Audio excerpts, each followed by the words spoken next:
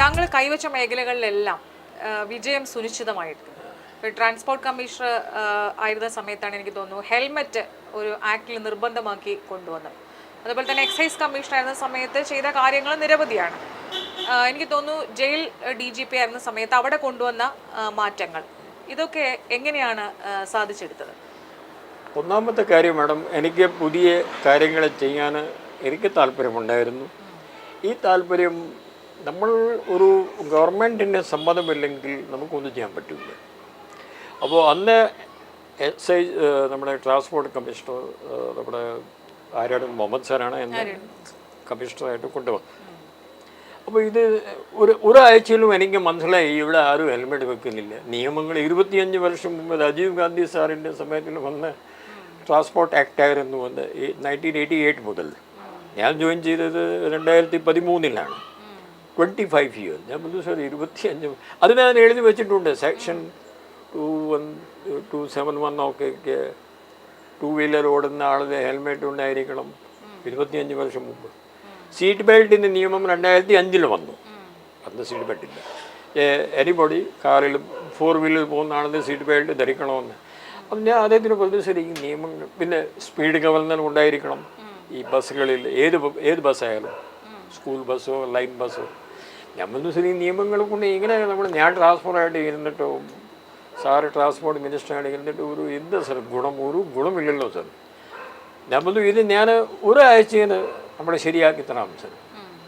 But അപ്പോൾ ഈ കുറേ ബഹളമുണ്ടാവും. ആളുകൾക്ക് ആളുകൾ ആരും അങ്ങനെ പറഞ്ഞില്ലല്ലോ. അത് ബഹളം ഉണ്ടാകുമ്പോൾ I would be needing your support, you go ahead. അദ്ദേഹം തന്നെ എടുത്ത തീരുമാനത്തിൻ്റെ പേരിൽ ഞാൻ ഇവിടെ പറഞ്ഞു നേരത്തെ മുന്നറിയിപ്പ് കൊടുത്ത് ഈ ഹെൽമെറ്റ് വെച്ചില്ലെങ്കിൽ ലൈസൻസ് ക്യാൻസൽ ചെയ്യണം. ട്രാൻസ്പോർട്ട് കമ്മീഷണറുടെ അവകാശമുണ്ട്. പിന്നെ സീറ്റ് ബെൽറ്റിൻ്റെ കാര്യം പിന്നെ പറഞ്ഞു. പിന്നെ അപ്പോൾ ആളുകൾ ഇവിടെ ഒരു ബന്ധമനം നടത്തിയതാണ്.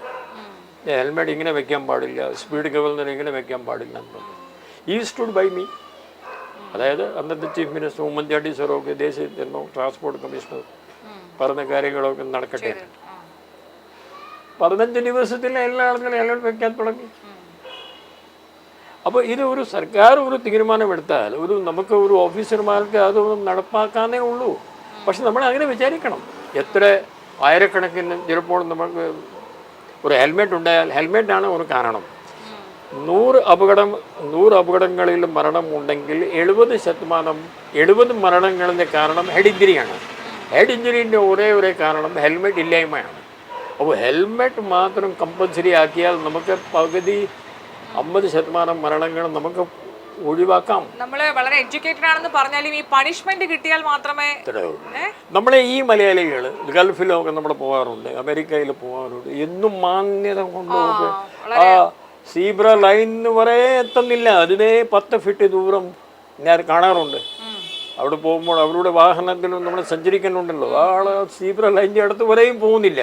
നമ്മൾ എന്താ ഇവിടെ പിടിച്ചാൽ 2000 ദിർഹം വാങ്ങിനോക്കണം. ഞാൻ പറഞ്ഞു നിങ്ങൾ ഇവിടെ വന്ന് ഒരു പേടിച്ചിട്ട് എല്ലാം ചെയ്യാനുണ്ട്. നാട്ടിൽ പോകുമ്പോൾ നിങ്ങളെ ഈ ശ്രദ്ധ ഒന്നും കാണുന്നില്ലല്ലോ. അവിടെയൊക്കെ കുറ്റകൃത്യങ്ങളുടെ എണ്ണം വളരെ കുറവാണ് കേരളത്തിൽ വെച്ച് നോക്കുമ്പോൾ. ഇത് ഒറ്റ കാരണമൊന്നും വേണം.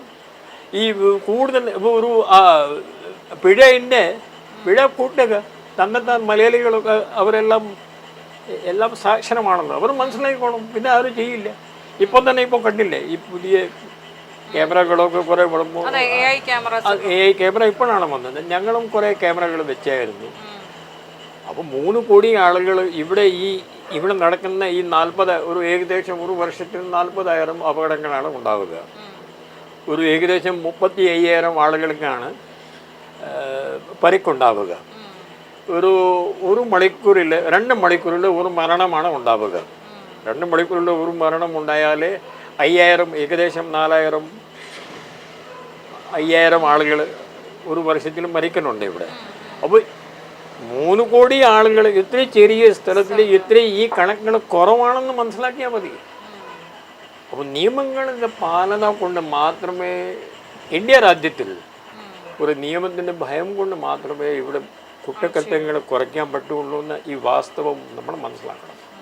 സാർ അതുപോലെ തന്നെ ഇപ്പോൾ ട്രാൻസ്പോർട്ട് കമ്മീഷണർ ആയിരുന്ന സമയത്തെ കാര്യങ്ങളാണ് പറഞ്ഞത്. ജയിലിൽ കൊണ്ടുവന്ന മാറ്റങ്ങളൊക്കെ എങ്ങനെയാണ്? ജയിലിൽ വന്ന കാര്യവും അങ്ങനെ ആയിരുന്നു. അന്ന് ഇപ്പോഴിരിക്കുന്ന ചീഫ് മിനിസ്റ്റർ സാർ അവർ വിളിച്ച് പറഞ്ഞു ജയിലിൽ കുറേ കാര്യങ്ങൾ നമുക്ക് ചെയ്യാനുണ്ട്.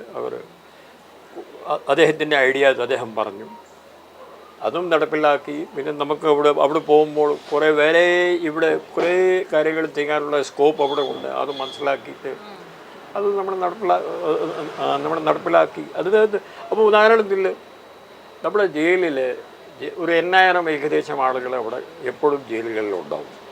8,000, 7,000, 9,000 ഇത്ര ആളേ ഉള്ളൂ ജയിലിൽ. കൂടുതൽ ആളുകൾ കേരളത്തിലെ ജയിലിൽ ഇല്ല. അത് ഒരു കാര്യം നാം മനസ്സിലാക്കണം.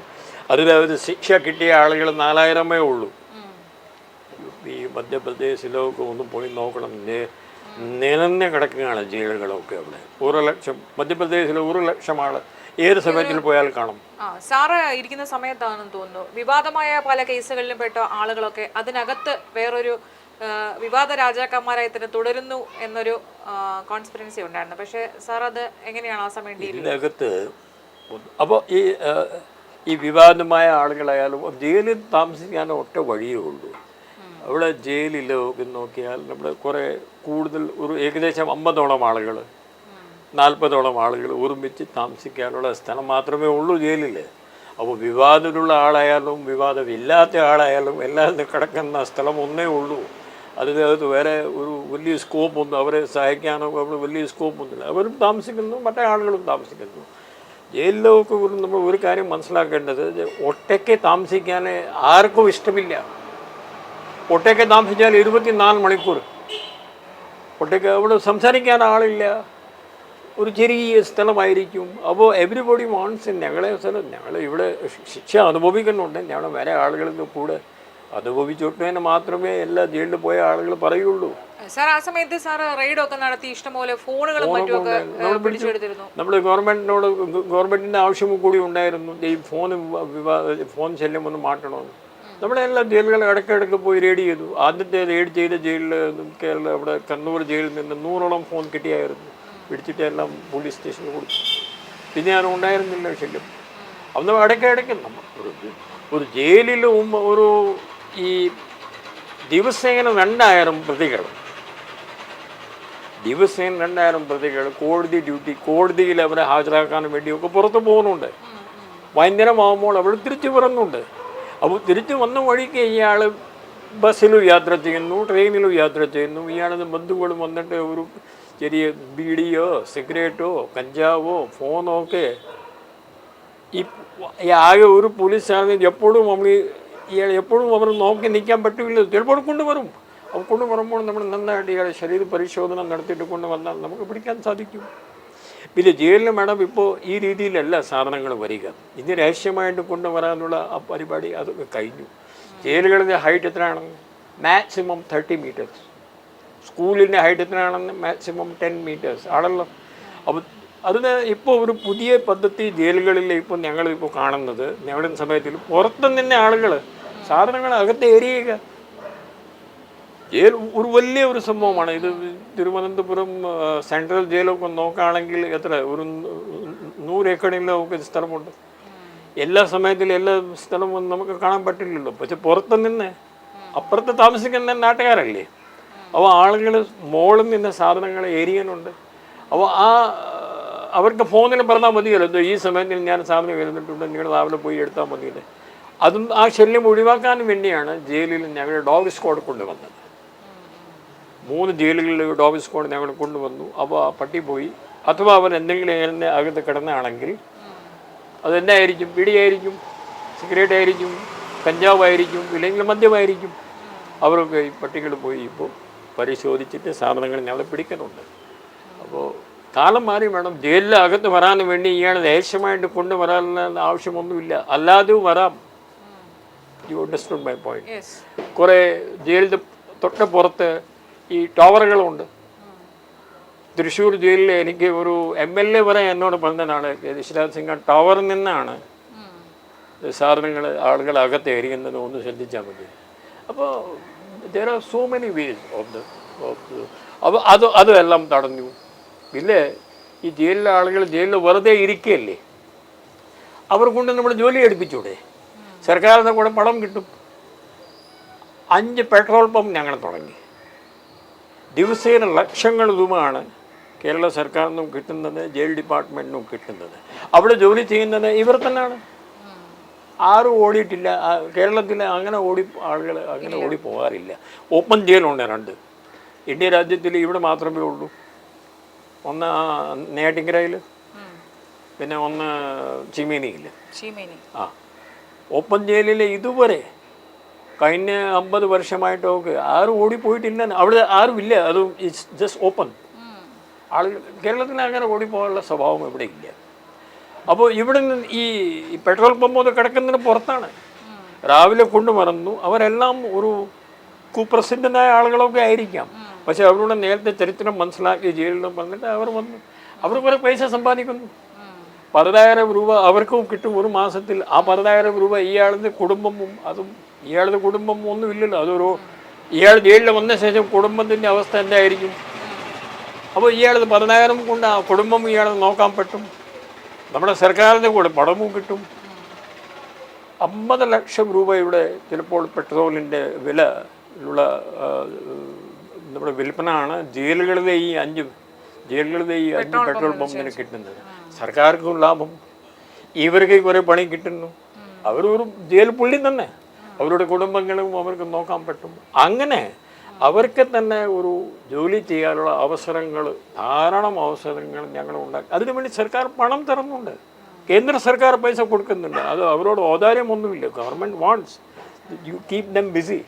അപ്പോൾ ഇവിടെ ഇപ്പോൾ തുണി ഉണ്ടാക്കുന്നു, സ്ത്രീകളുടെ ചുടിദാർ അവിടെ ഉണ്ടാക്കുന്നു, ഷർട്ട് ഉണ്ടാക്കുന്നു, പെയിൻറ്റിങ് ഉണ്ടാക്കുന്നു, പാത്രങ്ങൾ, ഈ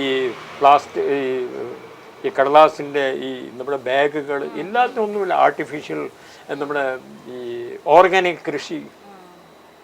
ആളുകൾ പറയുന്നത് ഈ ഇവിടെ 2 ആഴ്ചയിൽ 2 പ്രാവശ്യം ജയിലിൽ ഉണ്ടാകുന്ന കൃഷിൻ്റെ ഉൽപാദനങ്ങൾ വിൽക്കാൻ വേണ്ടി ഇവിടെ തള്ളാണ് അവിടെ നടക്കുന്നത്. So I asked them that why. Just ഇതിനകത്ത് കെമിക്കൽ ഇല്ലാത്ത ഈ ഒരേ സ്ഥലം ജയിലിൻ്റെ വിഭവങ്ങളാണ്. സോ എല്ലാവർക്കും ലാഭം, സർക്കാരിനും ലാഭം, അവർക്ക് കുടുംബങ്ങളും നോക്കാം. വെറുതെ ഇരിക്കുന്നേക്കാൾ ഭേദം let us get some work out of them. അതുപോലെ തന്നെ സാറ് ജയിൽ DGP ആയിരുന്ന സമയത്തും എക്സൈസ് കമ്മീഷണർ ആയിരുന്ന സമയത്തൊക്കെ നിരവധി പേര് സാറിനെ കാണാൻ വരുമായിരുന്നു എന്ന് പറഞ്ഞിട്ടുണ്ട്, അവരുടെ സങ്കടങ്ങൾ പങ്കുവെക്കാനും ഒക്കെ. അത്തരത്തിലൊരു മറക്കാനാവാത്ത എന്തെങ്കിലും അനുഭവം ഉണ്ടോ ഈ ജീവിതത്തിൽ? യെസ്, അത് ഒരു പ്രൊഫസർ എൻ്റെ അടുത്ത് വന്നു, ഒരു ലേഡി പ്രൊഫസർ. എക്സൈസ് കമ്മീഷണറായിട്ട് ജോലി ചെയ്യുമ്പോൾ അമ്മമാർ ഇനിയും എനിക്ക് അടുത്ത് വരാറുണ്ട്. ദിവസത്തിൽ ഒരാളെങ്കിലും എന്നെ വിളിക്കാറുണ്ട്. മകൻ പഠിക്കുന്നില്ല, എന്തോ കഴിക്കാൻ തുടങ്ങിയ സംശയമുണ്ട്, ഞാൻ എന്ത് ചെയ്യണം? അപ്പോൾ അവരെ ഞാൻ ഹെൽപ്പ് ചെയ്യാറുണ്ട്. അപ്പോൾ അവർക്ക് ഡി-അഡിക്ഷൻ സെൻറ്ററിൽ മിക്കവാറും റിക്വസ്റ്റ് ഡി-അഡിക്ഷൻ സെൻറ്ററിൽ കൊണ്ടുപോകാൻ വേണ്ടിയാണ് കുട്ടികളെ. അതൊക്കെ ഞങ്ങൾ സഹായം ചെയ്യാനുണ്ട്. അപ്പോൾ ഒരു ലേഡി വന്നു, ഒരു ജസ്റ്റ് ഞാൻ അസിസ്റ്റൻറ്റ് പ്രൊഫസറാണ്, എൻ്റെ മകൻ എന്ന് ഇപ്പോൾ ഇത് കഴിക്കാനുണ്ട് സാർ, എന്നെ സഹായിക്കണം. ഞാൻ എന്ത് ചെയ്യണം മാഡം? എങ്ങനെയെങ്കിലും ഡി-അഡിക്ഷൻ സെൻറ്ററിൽ കൊണ്ടുപോകണം. ഡി-അഡിക്ഷൻ സെൻറ്ററിൽ നിന്ന് ഒരു നിയമം പറയുന്നത് കുട്ടീൻ്റെ സമ്മതം കൂടി ഉണ്ടായിരിക്കണം. ഏത് കുട്ടി സമ്മതിക്കുമോ? അവർ സമ്മതിക്കുന്നില്ല സാർ. പക്ഷേ സാർ ഈ കുട്ടിയുടെ ശല്യം കൊണ്ട് എനിക്ക് ജീവിക്കാൻ വയ്യ. വാട്ടപ്പൺ സാർ, ഇയാൾ അവരെ ഈ ലഹരി വസ്തുവിന് വേണ്ടി പൈസ ചോദിക്കുന്നത് ഞാൻ തരാറില്ല സാർ, എനിക്കറിയാം. അപ്പോൾ ഇയാൾ എന്താ തള്ളുന്നു സാർ? ഈ ഹിറ്റ്സ് മീ. അത് 2017-18 കാര്യമാണ്. ഇപ്പോൾ പതിവായിട്ട് മാറി. അന്ന് അതോ കൊല്ലുക. 4 അമ്മമാരെ ഈ അടുത്ത കാലത്തിൽ ഇവർ 2 മാസത്തിന് ഞാനത് കണക്ക് എല്ലാം എഴുതുന്നുണ്ട്, അവർ കൊന്നിട്ടുണ്ട്. തൃശ്ശൂരിൽ നിന്നാണ് തുടങ്ങിയെന്ന് 5 മാസം മുമ്പ്. ഇപ്പോൾ 4 ഇപ്പോൾ അടുത്ത 2 മാസത്തിലായി. അന്ന് അത് അത്രയും അമ്മയെ തള്ളുക 2017 കുറവായിരുന്നു.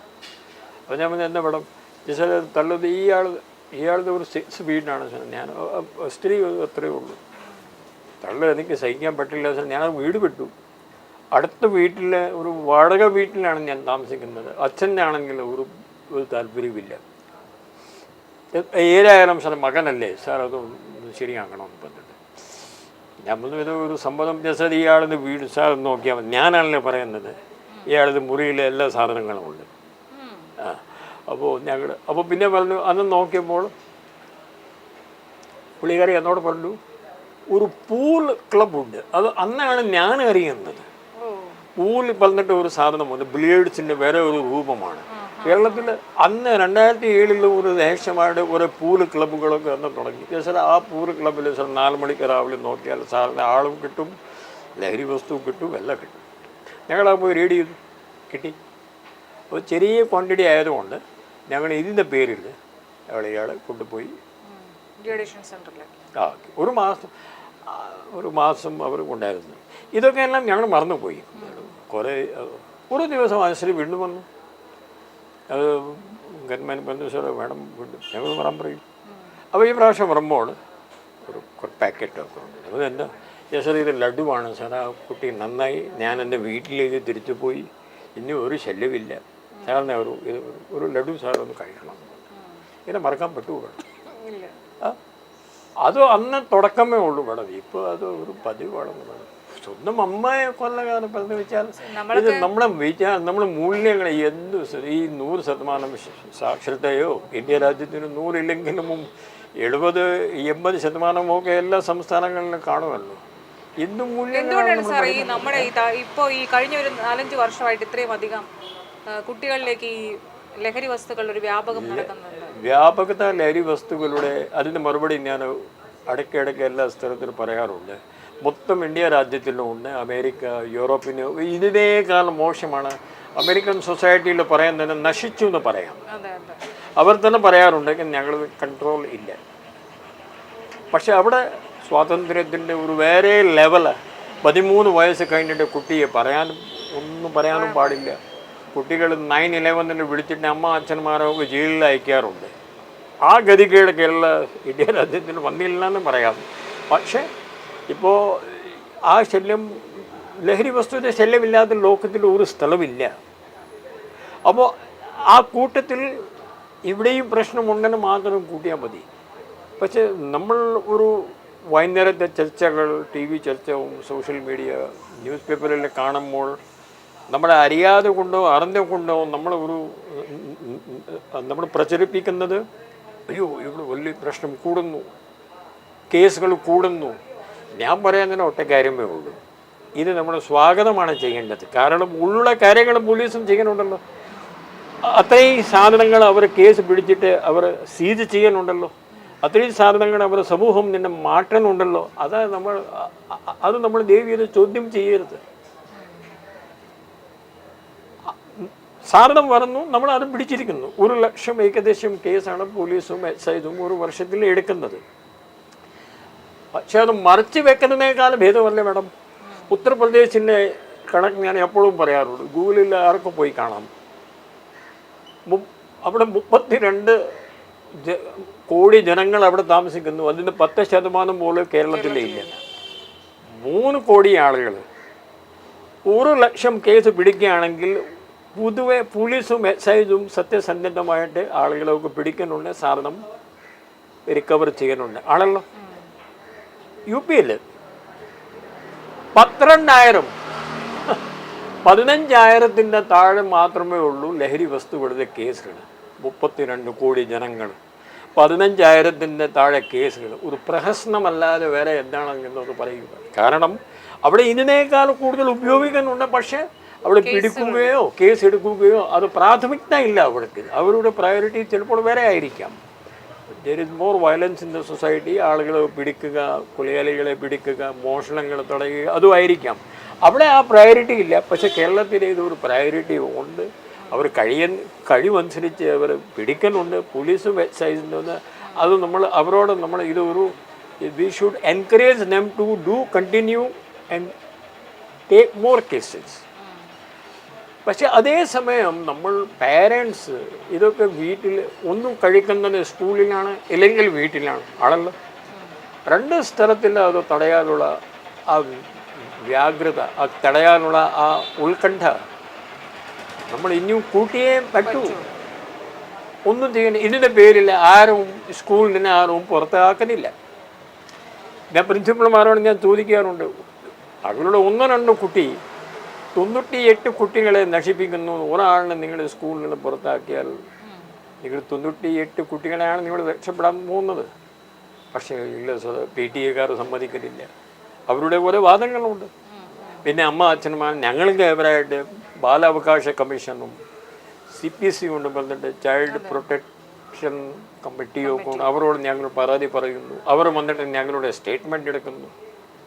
അപ്പോൾ സ്കൂളിലെ ഇതിന് ഭയം കൊണ്ട് ഒന്നും ആരും തടയാനില്ല. വീട്ടിൽ അമ്മമാർ ഇത് അറിഞ്ഞിട്ടും മിണ്ടാതെ ഇരിക്കുന്നു. ഞാൻ എന്തെങ്കിലും കുട്ടീനോട് പറഞ്ഞാൽ കുട്ടി വല്ല ആത്മഹത്യ ചെയ്യുമോ, കുട്ടി വല്ല ഓടിപ്പോവുമോ, കുട്ടി വേറെ എന്തെങ്കിലും ചെയ്യുമോ, ഒരു അജ്ഞാതമായ ഭയം കൊണ്ട് അമ്മ ഒന്നും പറയുന്നില്ല. പിന്നെ ഇത് എങ്ങനെ തടയാൻ പറ്റും മാഡം? അപ്പം ഞാൻ പറയുന്നത് പേരൻസ് അമ്മമാർ ഇത് അറിഞ്ഞിട്ട് ഉടനെ തന്നെ ഈ പ്രൊഫസറിൻ്റെ കാര്യം പറഞ്ഞില്ലേ, പ്രൊഫസർ എൻ്റെ അടുത്ത് മകൻ്റെ തല്ല് കിട്ടിയിട്ടും എൻ്റെ അടുത്ത് ഒന്നുകിൽ എൻ്റെ കുട്ടിയെ നന്നാക്കണം സർ, കുട്ടീൻ്റെ എവരായിട്ട് കുട്ടി എവിടെയാണ് കഴിക്കുന്നതിൻ്റെ സ്ഥലം വരെ എന്നോട് പറഞ്ഞു. ഞങ്ങളെ നന്നാക്കി കുട്ടി നന്നായി പറഞ്ഞിട്ട് പ്രൊഫസർ തന്നെ പറഞ്ഞു. അങ്ങനെ വേണം അമ്മമാർക്ക് അവർ കുട്ടികൾ പുറകിൽ ഇത് ത്യജിച്ച് വരെ ആ അമ്മ ഈ കുട്ടിക്ക് പുറകിൽ നടക്കണം. ആ ശ്രമം എത്രത്തോളം കാണുന്നു. ഇപ്പോൾ സ്വന്തം കുട്ടികളെ കൊണ്ട് ഭയന്ന് ജീവിക്കാനുള്ള ഗതികേടിൽ നമ്മൾ എത്തിക്കഴിഞ്ഞു. ഇത് എത്രത്തോളം ഇങ്ങനെ പേടിച്ചിട്ട് നമ്മൾ എത്രത്തോളം ജീവിക്കാൻ പറ്റും? ഈ പേടി കൊണ്ട് എത്രത്തോളം ഈ കുട്ടിയെ ആത്മഹത്യ നിന്നോ അല്ലെങ്കിൽ വീട്ടിൽ നിന്ന് ഓടിപ്പോകാൻ നമുക്ക് തടയാൻ പറ്റുമോ? നമ്മൾ ഒരു കണ്ടാൽ നമ്മൾ അറിഞ്ഞാൽ അപ്പോൾ തന്നെ നമ്മൾ ഇത് നിയന്ത്രിക്കാനുള്ള ശ്രമം അമ്മയും ടീച്ചറും ചെയ്തില്ലെങ്കിൽ ഇത് തടയാൻ പറ്റില്ല.